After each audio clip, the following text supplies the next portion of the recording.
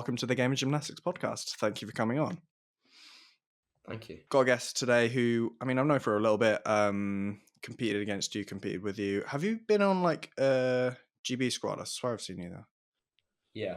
2017 I was on development squad, and then 2018 to 2021 junior squad. Yeah, so I've known you for last 1 or 2 years would have been with you. Yeah. So yeah, I've known you for quite a decent chunk of time. I'll let you do the rest of your introductions and talk us through your gymnastics journey. But here we have Liam Dury. So started gymnastics when I was about 6. Done rec up until then, and then into the men's squad at Knotts, and then from then just carried on at Knotts the whole time. Never moved. So been at Knotts for about 15 years. Up until about 12, I was just, podding along like everybody else does. Just keeping working. And then from probably about 14, started to make some decent improvements. And then after level 5 elite grades, I think I came 4th, and then got onto development squad. And then I got an international the following year after elite grades, managed to win level 6, went to Future Cup in Austria, and then the year, like a month after, got onto junior squad, and then was on junior squad for both years of under 16 and the first year of under 18. And then I've been on England squad since then. Nice. But yeah. Cool. So what would you say your sort of highlights have been throughout your career? Because, you've been at Knotts for 15 years. It's a pretty long one. Yeah, I think in general, obviously, first international was obviously a massive highlight, because, to be honest, going from the time between my first international and a couple of years before that, I wouldn't have ever guessed I'd have gone on international. So about probably 2015, that's when things started to improve. So highlights, probably first international, 2022 Northern Euros. I'd had an elbow injury in the June of 2022, so I'd had to take out pommel rings, P-bar and high bar, and then I got called up as a reserve for Northern Euros about a month before, not even that. Managed to qualify for vault final and came 3rd in that, which was a big highlight, to be honest. Competed triple twist on vault for the first time there, which was great. And then this year, to be honest, a couple of highlights. Managed to get back to full fitness after surgery on my elbow last year. So it took a year to get back to full fitness, but competed on all 6 in London Open for the first time. A clean comp, a PB all around. Nothing to complain about, that's for sure. And then 2 weeks later, British teams managed to win, which was great for us as a team. Yeah, absolutely. What would you say? So what are you doing next then? Because you've had a bunch of comps this year. So what's the next step? So there's Northern Europeans in the middle of September. So team's not been announced, but hopefully I'll be selected for that. And then that's in about 7 to 8 weeks. That's in Dublin this year, so that'll be great. And last time I did it was only 2 pieces, so if I can do all 6, that'd be ideal, which obviously is my plan. Yeah. And then from then to the end of the year, pretty much just working towards the new code, maximising on the things that are going to be upgraded or new rules and requirements, things like that. So I've got a good few months to prepare for that. Yeah. So you mentioned how you had the preparation before Northern Euro's last one was a bit more different to most people. So what? Yeah. What sort of happened in that prep? Like, talk us through it. So I think it was pretty much 3 months before they did a trial. So it was a bit of a weird one because everyone went to that trial. It was at the start of September. It was off the back of summer holidays. It hadn't been formally announced as a trial as much as I can remember. I had a field trip for A-levels that weekend, so I only went for the day of the trial. got there only doing floor and vault. Kind of as a, it was kind of just more of an experience for me because I knew that the chances of me going on two pieces when it's a team comp and you usually take six all arounders was low. So just went with it, tried a triple twist to level mats, did my floor routine. Didn't have a great day to be honest. And then it was that was 3 months before. That was September. It was the end of November the comp. So then I don't think it was even a month. Start of November, I found out I'd just come back from a holiday, and I got a call from Pete, and he let me know that he'd like me to go. So I got into the gym that day. I had 2.5 weeks or something until we flew. So it was just a case of what routines am I going to do, cram them together. So I pretty much did what I'd done on floor that year with a couple of changes. I think I changed out maybe a 2.5 straight for a 3.5 backwards, and then we decided to do triple twist on vault.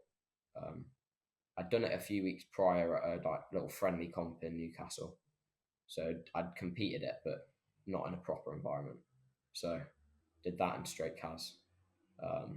So there wasn't much pressure on me because I'd been called up 2.5 weeks before, so I just went with it, took the experience. But I had a great time. It was so much fun. So you said you did your first international was at the Future Cup. Yeah, that was 2017.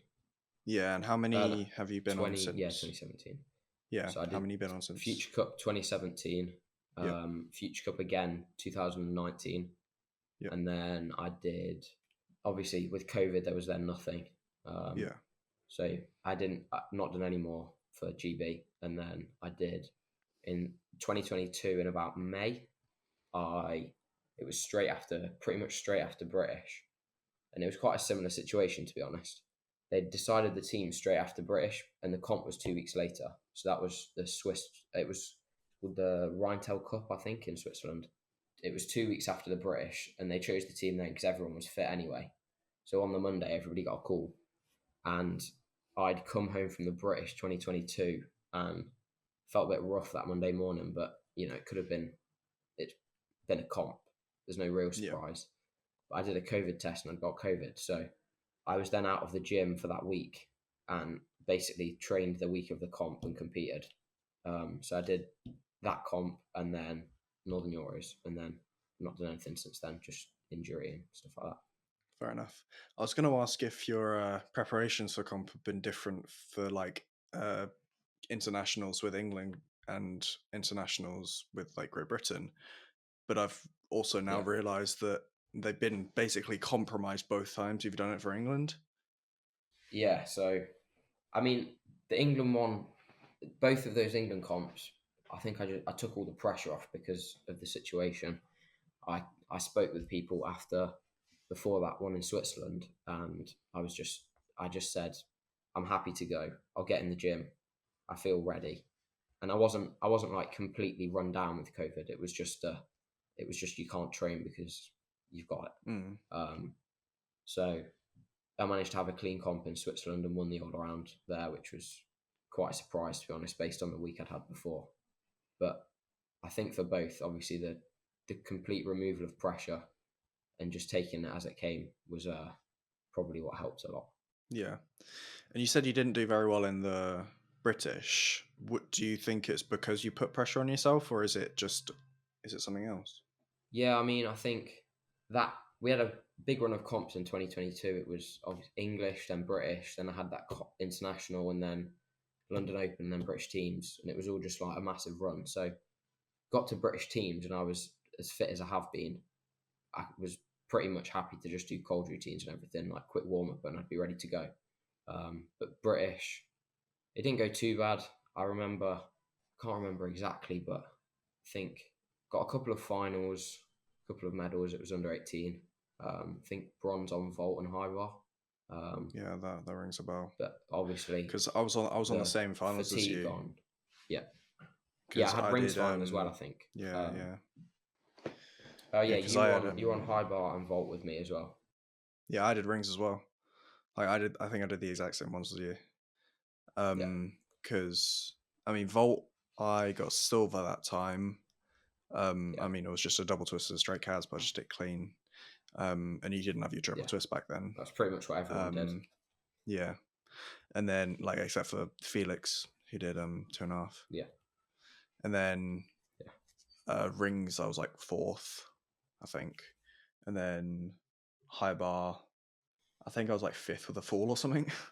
I wasn't far, Yeah. but yeah, Yeah. There was a lot of falls in that high bar. yeah, there was. But I guess that's just high bar, and especially in Yeah, it is. British, because there's not going to be as many high level um athletes as there will be in like internationals and stuff. Just Yeah. by virtue of the fact that it's just Britain. Like we have a smaller pool Yeah. than most countries, even. Cool. Okay. Yeah. So you also mentioned that you were working on skills for the next code. What sort of things are you looking at? Well, obviously, there's the new requirement rule for group. I think it's 2 and 3 that you've got to have Yep. a. In the past, it was just you've got to tick the box with whatever it is. It can be an A, Yep. and that'll be that. But it's now got to be a. I think it's got to be a D to get full requirement. Yeah. So So if you do rings, an A, B, or C, you get yeah, 3/10 for that element group, and if you do a D or yeah, above, you get 5/10 for it. yes. I think rings we looked at because obviously it's 2D elements, which is your swing to strength and your strength, which is for some people was quite a big jump from doing before potentially a lifter handstand and a kipped half lever as Yeah. their 2 elements. So to then put 2 proper strength elements in, cross is obviously going up. So that's a C, which doesn't get you full requirement, but is still beneficial. Mm. Yeah. Then there's the new rules on floor. Obviously, you've got finishing on double somersault. Yeah. So working quite a lot on them and just trying to work out with obviously the lower amount of skills and routines how to maximize start value but still keep it clean and consistent. Um, so it's a bit of a blend at the minute between routine prep and skills. So yeah, it's good. And that some pieces it's just like planning and not doing it yet because when I've got a bigger chunk of time at the end of the year, I'll be much better. Yeah, because that's mid-September, and that means that you've got what, 2 months, just under 2 months. Yeah, Um, which I guess is about the start of normal routine prep, but because you don't know if you're in the team or not, yeah, it's just sort of going to be like combinations, maybe halves. Is that sort of what you're yeah. looking at? We've got a we've got a trial in I think it's about the 10th of August is the trial. It's part of a camp. We've got a camp at that weekend, effectively a trial. So I've managed to keep quite a lot of my fitness from routine prep from previous comps. So I'm managing to battle through routines, which but even so, it's a good starting point. Um, Probably a bit ahead of where I would be from a 8 week out perspective, but then I've got 2.5 weeks until this camp, so it's one of those where it's not a formal trial, so it's just more showing where you're at. So it's not really a pressure situation, but being a little bit ahead of it is probably a positive because I'll be a bit more ready to be putting my hand up. Yeah, absolutely. When was it? I think it was 2022. Basically, Luke had us from the end of 2021. He had us doing routines, combinations, like halves and combinations. Had us doing comp prep really early, so that when we did the Yeah, prep camp in January, at the very start of yeah, January, um, we were like basically almost routine ready already. Even though we had yeah, what was like 6 7 weeks till the first competition that year till yeah, English. So because we were so ready and I showed that I had like decent routines, the the decision was made to give me a chance to go to, I think it was Stuttgart, yeah. which was in the middle of English and British. Oh yeah, I Like the remember. in Yeah, yeah, that middle weekend. Um was that the one that Luke went so to? yeah, it does pay off. It definitely does pay off. Sorry? Was that the one that Luke went to? Did he go to that with you? Yes, he did. And Yeah, me, Luke, and Alex all did not do very well. Happens. It Yeah, happens I to the mean, best of us. it does feel good to be quite ahead, but obviously just making sure don't peak too early. Even I'm in a better place now than I was probably. I mean, the last prep was the first prep since surgery, so it was never going to be a walk in the park. But I feel more confident now with my routines than I did not that many weeks before competing before. Um, but that's obviously the compound effect of having competed these routines recently as well. So it's not as much Yeah. of a mental problem as it was. But yeah, I mean, still going to have heavy weeks and things. It's not like it's just going to be a breeze from here, but it's a nice starting point, that's for sure. Yeah, absolutely. I was going to say something else about that Stuttgart competition. I'll get us back on track in a sec. But the video that came of that competition, the infamous video of me on pommels doing a shear and just jumping over. I think so many people have seen that video of me. Yeah, So many people, and it's just so embarrassing because I just jump over the pommel, put my hands on my head, and then get yeah, back up and do a clean routine. Like, yeah. So, just a sidetrack, I guess.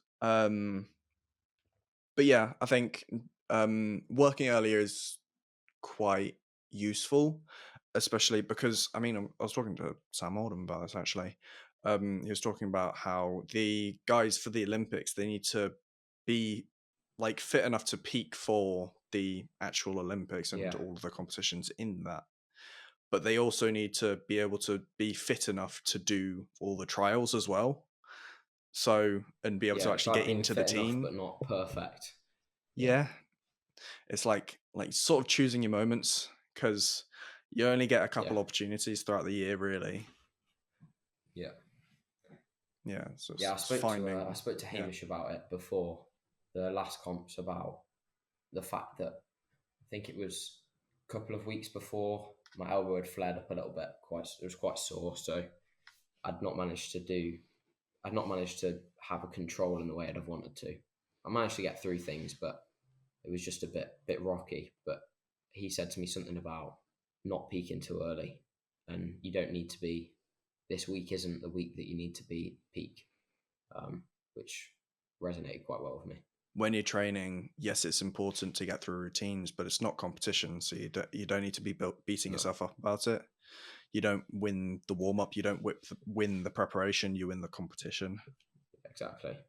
Yeah, Yeah, I mean, it's a learning process for all of us, and it's hard to remember sometimes when like you really wanted to get it to work, but it just doesn't seem to. But you have to yeah, just yeah be a little bit chilled, yeah. and Indeed. we're all guilty of it. We're all guilty of it. Yeah. So you mentioned a couple of things that you were changing for or like thinking about for next code. It does overlap a lot with other people I've talked to. It does Yeah, overlap a lot with other people I've talked to.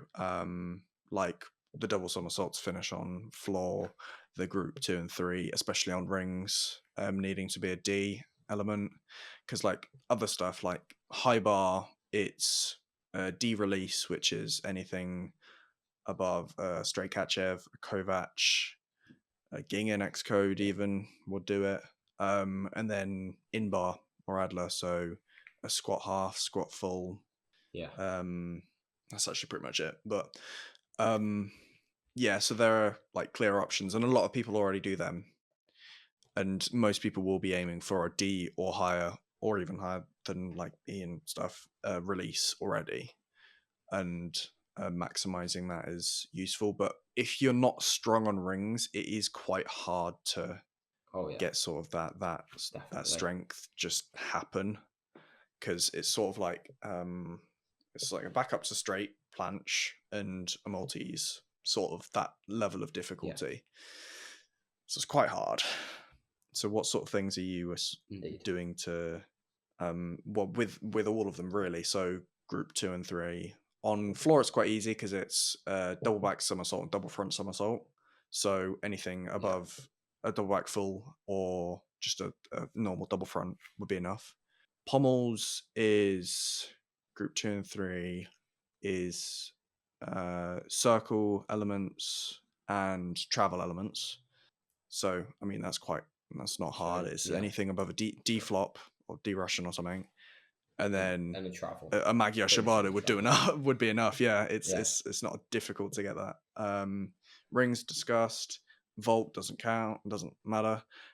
P bars is above bar and below bar. yeah. So or So under bar. So an under semi. yeah, Giant down would be plenty because that's an E. Um, but then you can also do like a Suarez or something if you want an underbar. But then yeah, above bar, you can't do Healy anymore because that's only a C. Makutz would do it. Diam quarter would do it. Yeah. yeah. So what sort of Stuts to things one. on every? Yeah, Yes, just one. Yeah. like is what it is. I already do a double pike in my routine, and then working double somersaults backwards. Something will be above a D, whether it's a double straight, a double back full, um, pommel. Pommel, I'm trying to, in general, I'm kind of trying to push on with my main pieces and then push on enough with the others to help my all around, but keep them clean and consistent, um, to then build upon that, but not gonna not gonna go crazy difficulty on my weaker pieces.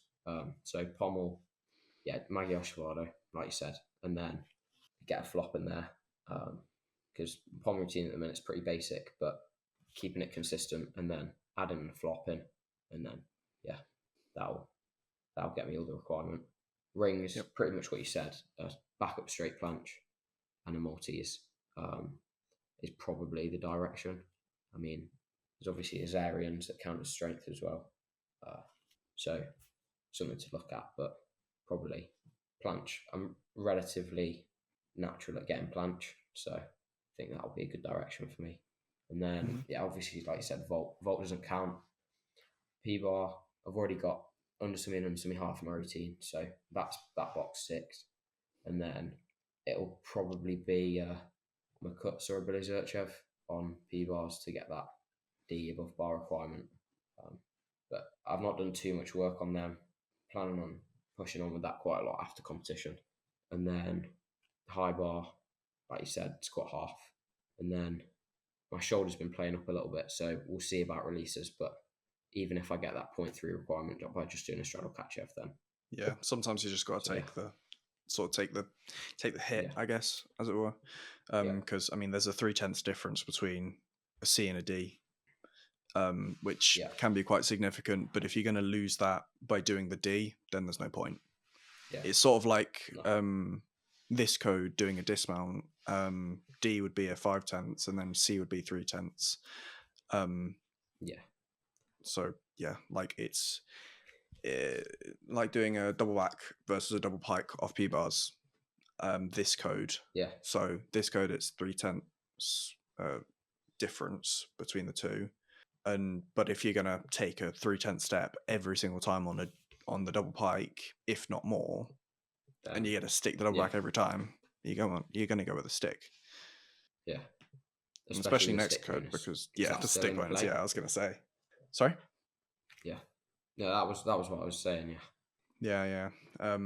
but Stick bonus is important, and it does make you think as well. Because like, what sort of dismounts are you looking to do on anything really?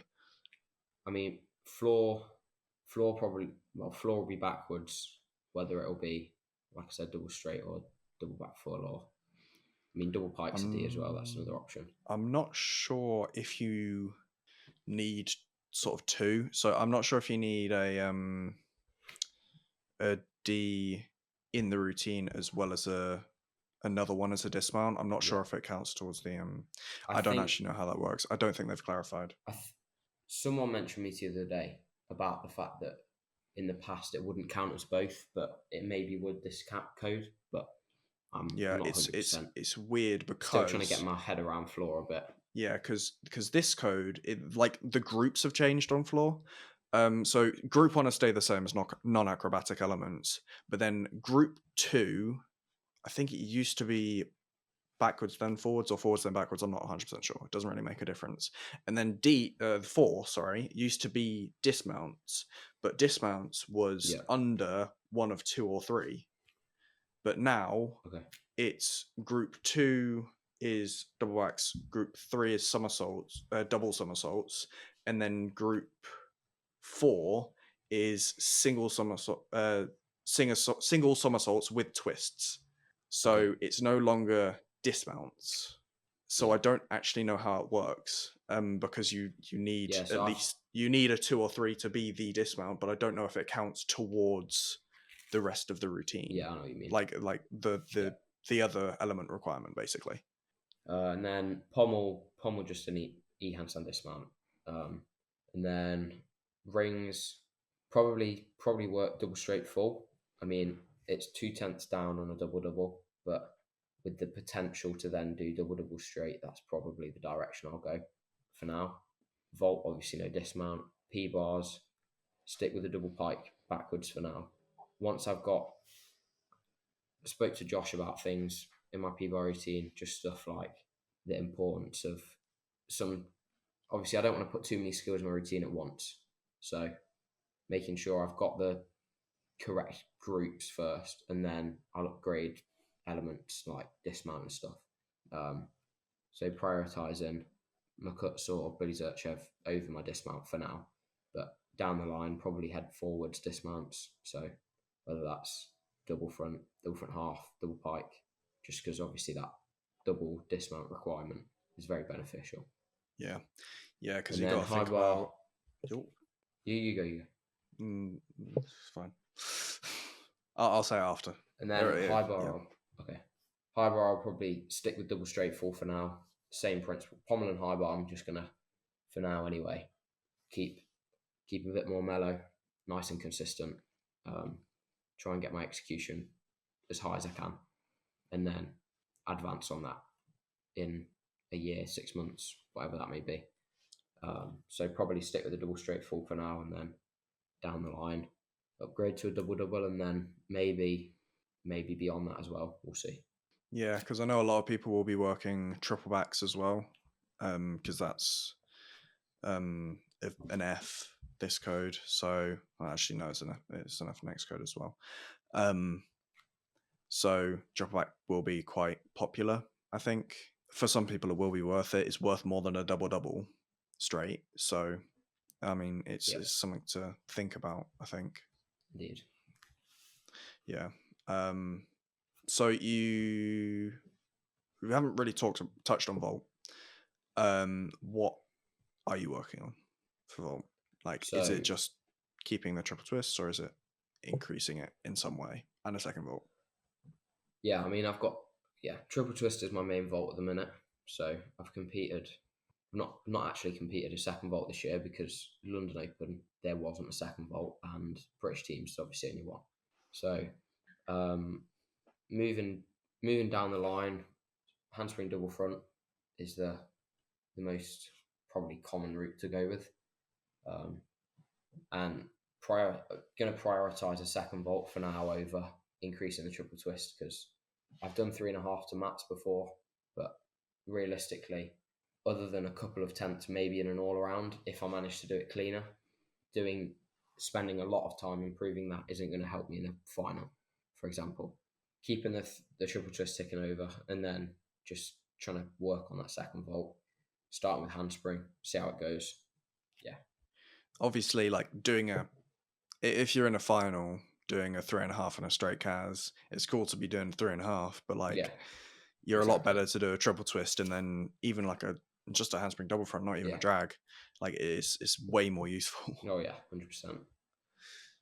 Because you think about the difference. You're getting 4/10 for the triple twist versus 3.5, but upgrading the straight cas to a handspring double front is 1.2. Oh yeah, it's massive. It's a lot. It's It's a lot more. 100% worth it. Yeah. So Yeah. that's where I'm heading. The route I'm heading down at the minute is probably the most likely route as well. Start with handspring double front and then see where it goes. Yeah, sounds good.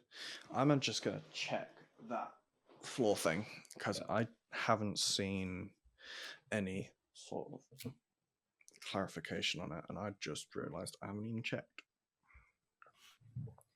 Hamish mentioned to me the other day that it would, in the past, you couldn't have your dismount couldn't be your dismount requirement and the tick in the box for something else, but because the dismount in this code isn't a formal requirement, that it could. Yeah, So yeah, it's weird because realizing that the groups are different on floor, how they work it out must be different because maybe it's like group 2 or 3, you get, if group 2 or 3 is the dismount, then you get the dismount requirement for that rather than the ABC is 3/10, D yeah, is 5/10. Maybe it's changed. I honestly don't know, so I'm just gonna check. Dismount cannot be from element group 1. is that non? Multiple salto element is required in the exercise as the dismount for seniors and must be inside the 8 counting elements. Yeah, because the element group 1 is non-acrobatic, then it's acrobatic elements forward, acrobatic elements backwards, then it's single salto forward and or backward with 1 or more turns. Okay. And by acrobatic elements forward, they mean everything forward except for single somersaults with twists. Yeah. Or with 1 or more turns, not a half turn still Right. is in that. But I can't see anything to do with that specifically because information about difficulty in element groups is acrobatic elements can be connected but retain their independent values. All aerobian elements in the group, that doesn't matter. It doesn't say anything. Honestly, it doesn't say anything, so that's just really annoying. So I guess we'll figure it out Yeah. because I don't know how that works. Because normally group 4 is the dismount, and therefore the extra value you get from that element group by ticking that box would be through the value of the dismount. But because the dismount is no longer an element group, Yeah. how do you then assign that value to something? Yeah. Unless it's different on floor. I think that's one thing that in comps next, probably especially next year, once when people are trying to get their head around it, I don't know, maybe it will take longer to judge with these new, like, very lots of ins and outs on each piece. It's not as, I mean, obviously we've been used to 5/10 for a requirement for the past however many years, so it's obviously going to take a bit of time getting used to, but there's a lot more complexities to each thing, I think, now. So Yeah, absolutely.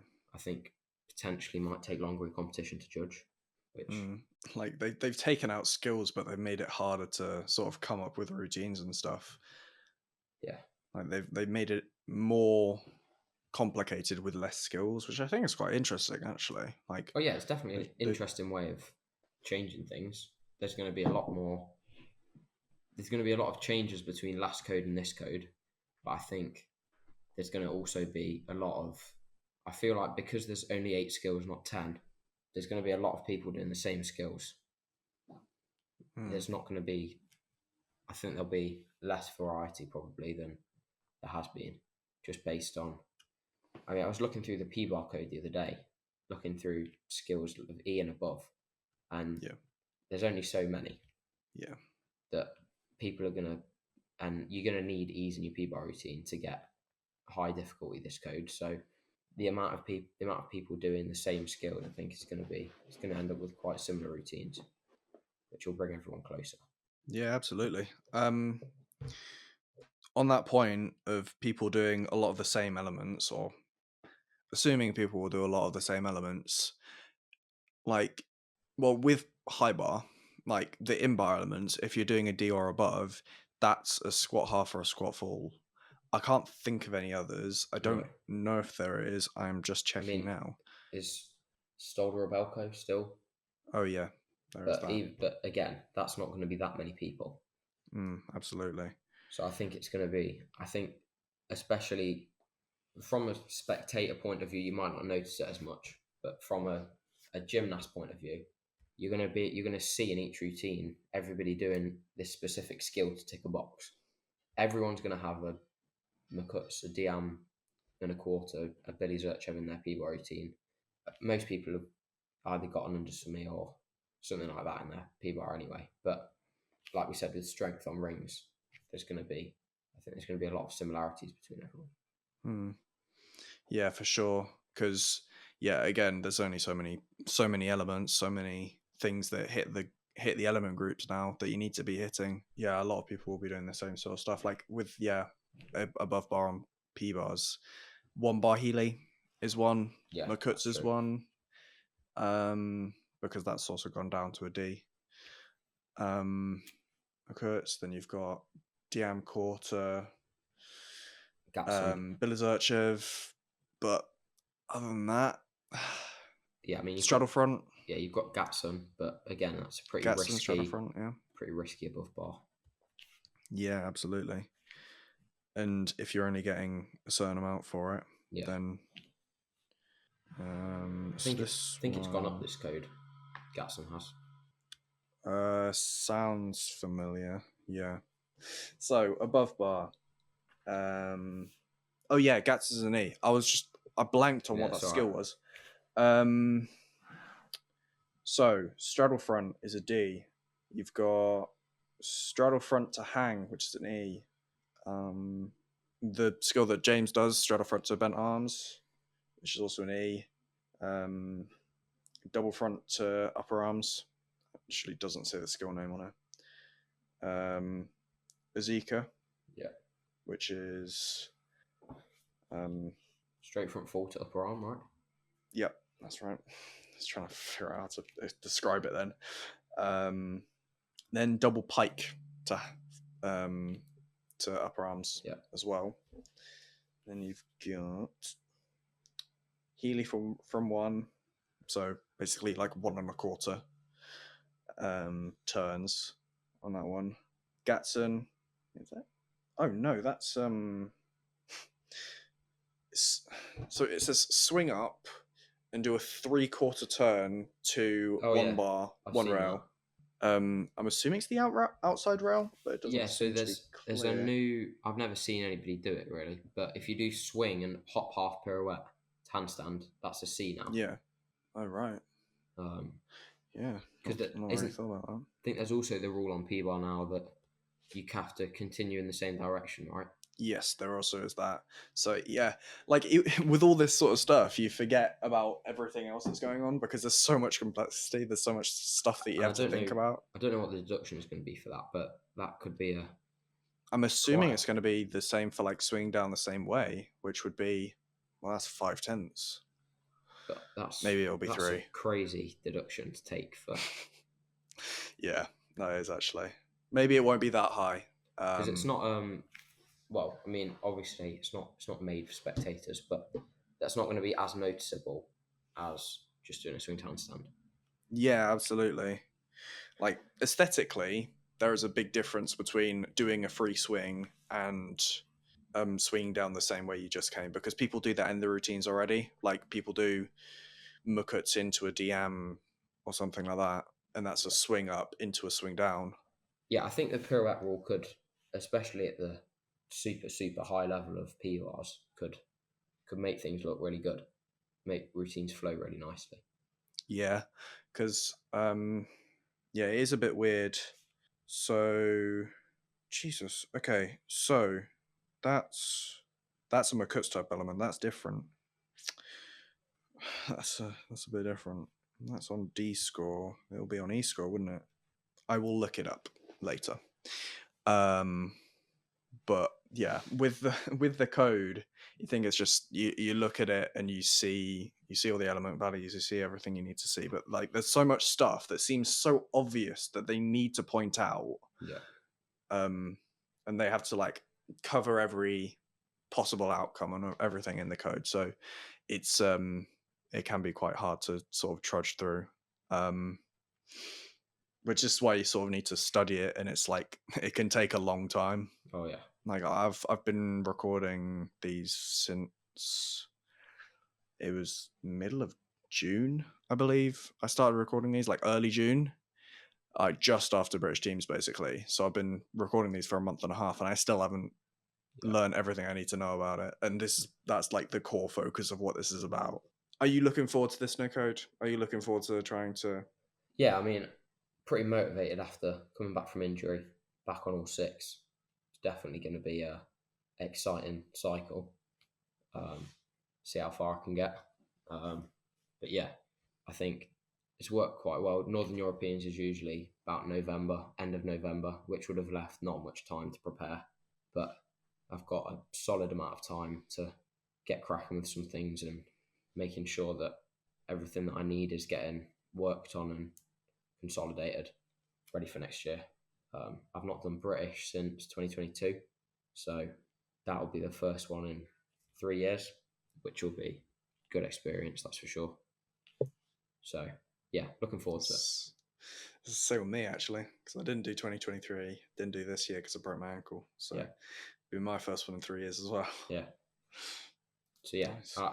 looking forward to it. To be honest, the new code obviously there's some things that are a bit very different, changes routines a lot, but in general, looking forward to the Yeah. changes and the ways routines will be looking differently. Yeah.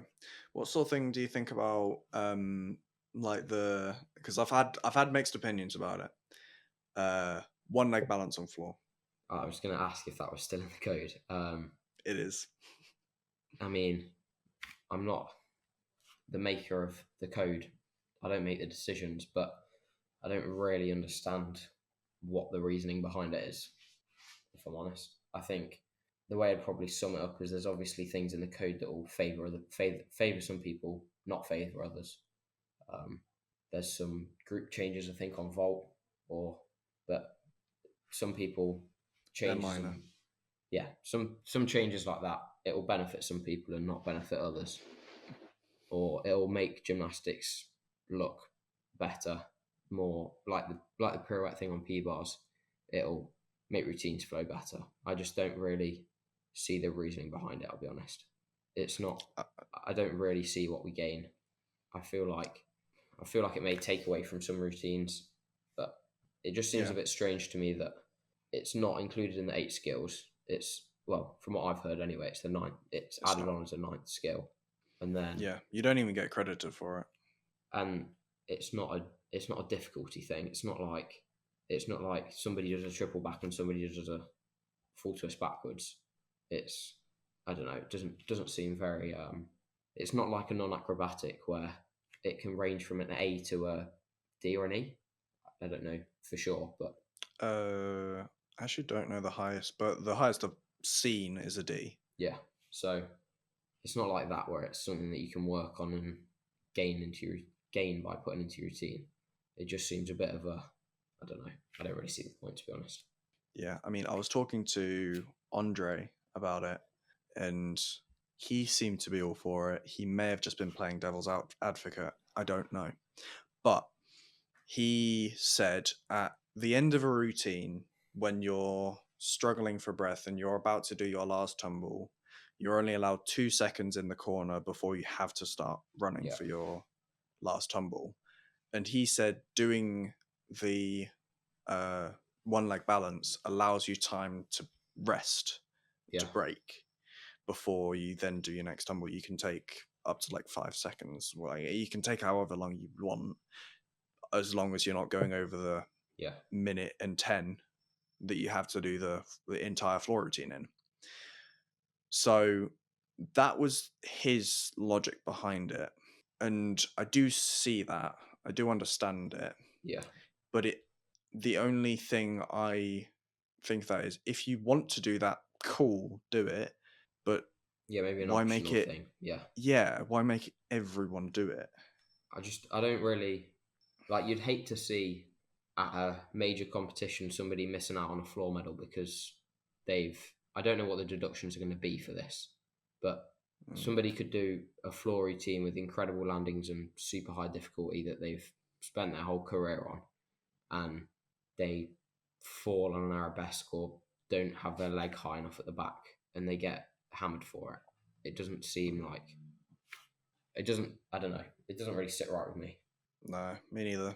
Um And I mean, if you don't do it, that's 3/10 or automatically. But then Yeah, if you do it and you spend time doing that, and therefore you don't have enough time to do the rest of your routine, if you go overtime, that's another 3/10. yeah. Like, I mean, yeah, it's if I could see a reasoning behind it, and it was one of those that, oh, it doesn't, even if it didn't sit right with a lot of people, but there wasn't a reason for it, like what Andre said, that's not the that can be one positive of it, but that is not. I don't think that'd be the reason they put it in place. mm, So I don't. Yeah, I'd be interested to yeah. see what the thought process was behind it. To be honest, but Another thing he did say, it's not of reasoning behind it, but a lot of the people that do make these decisions now are old gymnasts yeah, that used to have to do that in their routine way back when. yeah, Like when I mean when he was still competing. So he said that might be a lot of the reason why, because they're just sort of taking gymnastics back.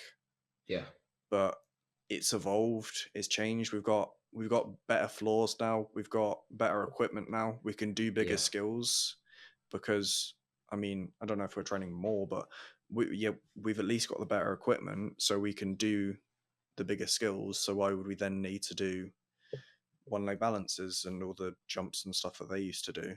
yeah, Is it more aesthetically pleasing? It's up to opinion, really. yeah. But I don't think that a one leg balance in a modern routine would fit. No, it seems a bit out of place. I wouldn't want it to be, but it's not like it's a requirement or a box. It's just I think the reason especially is it's not one of your eight skills, so it's just a you've got to do this. You don't get anything for it, but if you don't do it, you get deducted.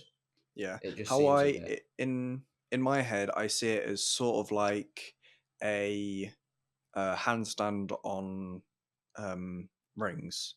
You need to do it. If you don't do it, you lose 3/10. But it doesn't specifically count towards No. your routine. I th- That's the sort of way out yeah, my brain works. But with that, it's a fundamental of the apparatus. You yeah. need I to was be going able to to do a say handstand on you rings. probably most people will not manage to do a rings routine that pushes above a 13 without doing that. Whereas Exactly. it's something that's just completely, it just isn't linked to anything else that is part of a routine. So it doesn't really, I mean, if there's a reasoning for it and I hear the reason and my opinion might be changed, but as it stands, I don't really understand. Yeah. I mean, most gymnasts are in the same boat. Joe Jones had a proper rant about it. He was not happy. Yeah. He was saying we all um what did he say? Basically, he said no one does it in the routine. Yeah. Then So we this all is what take I've three heard. tenths. Yeah. We're all on a level playing field. This is what I've heard. And then I can't remember who I was talking to about it, but about the fact that you could then have one person who does do it, and that ruins the whole idea of That not was my doing thought. it. That was Um, my thought. but I mean, If it they're could be doing it, something that they do for the first. It could be something they have in place for next year, and it doesn't work, and people just intentionally don't do it, and then it could get removed or be yeah, put as optional. But yeah, they might just have to take it out because so many people dislike it. yeah, Gymnasts, coaches. I've not met a single person that can justify it. I've not met a single person who wants to do it. yeah, So even like like the proper artistic gymnasts, I can't really see it lasting more than a year or two. I don't really see it happening, be still being in the code by the next Olympics. I'll be honest. yeah, they've changed stuff mid code Yeah, like before. They can do it again. Like, and it's not even a big change where you have to change your routine because of it. You just don't need to stand on one leg in the corner of the floor. Like, yeah, yeah, exactly. It is a weird one. Um, I've noticed that topic is sort of like my Hail Mary if I don't have a thing to yeah, talk about, because people could talk about that for ages. yeah. No one wants to do it. No one likes it. Um, yeah, like, but you've got other things in your routines that you're working on. Any specific things that you've been working on that are specifically for next code, for things going up and down, whatever? I mean, a lot of some sorts backwards are going up on floor, so double pike's going to a D. I haven't specifically done any double pikes as of yet, but if it's something that will benefit me, then I'll look into it.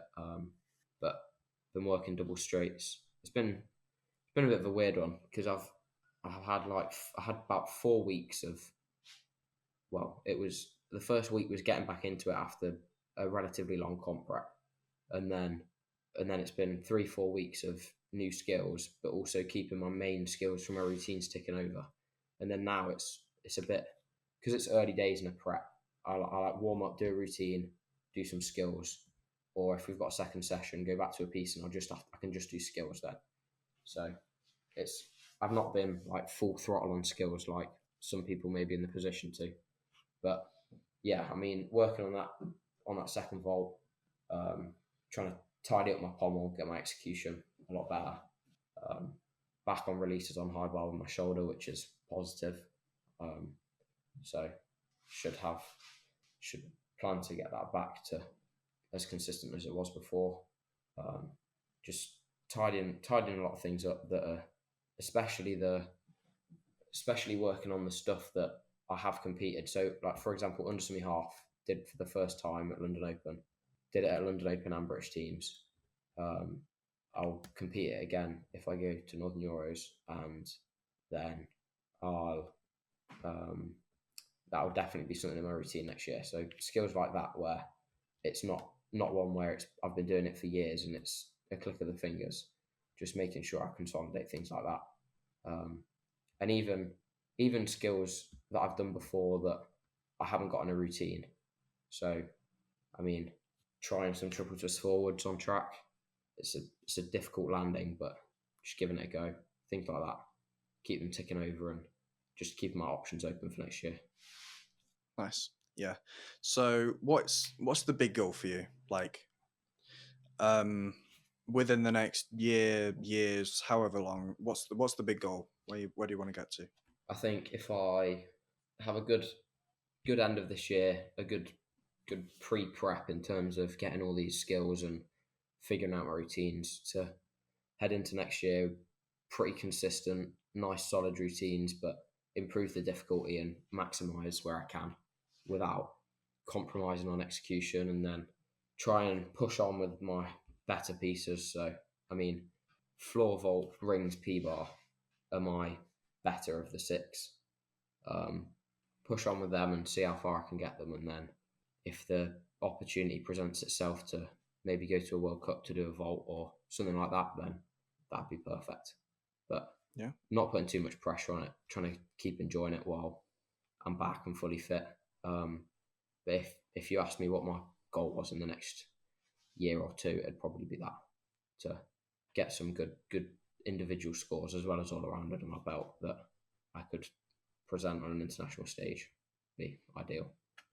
Nice. And what about longer term? Like, eventually, do you have like a specific competition that you want to go to, or is it just as far as you can? Yeah, I mean, probably as far as I can. Obviously, gymnastics works in cycles. A lot of sports do, but some sports don't. So, just see how far I can get in the next cycle and potentially beyond. It's not that this cycle is the only cycle, but see how far I can make it. And if I can make it to the ideal position, then great. But just see where it takes me, to be honest. Just keep working hard and see where I can end up. Yeah, fair enough. I think it's a good way of looking at it. It's pretty similar to my way of looking at it. Like, I don't have a specific competition that I want to get to. Um, a senior major would Yeah, be nice. I don't really care which or how long it takes me. Just I want to get there. yeah, But it's more like random because I don't have a specific. yeah, Because I know that stuff like everything can go wrong at the drop of a hat. It can just yeah, happen immediately. And you've experienced this with all your injuries and stuff.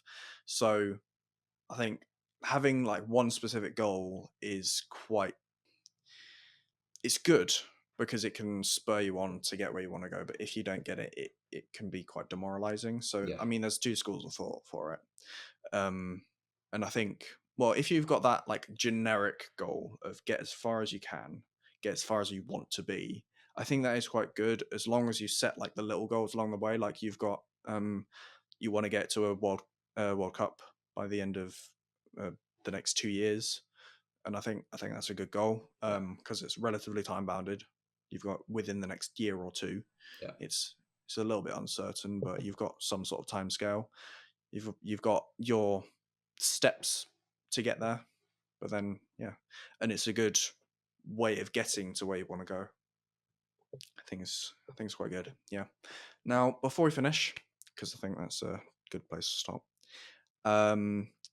Do you think, or have you thought about anyone you'd want to hear from on this podcast? I think I like the way that your podcast has taken on looking at the new code in quite a lot of detail. Yeah. I think Felix, who's training in Japan, I think his outlook on he may have a different outlook to a lot of us who are training in England, Great Britain.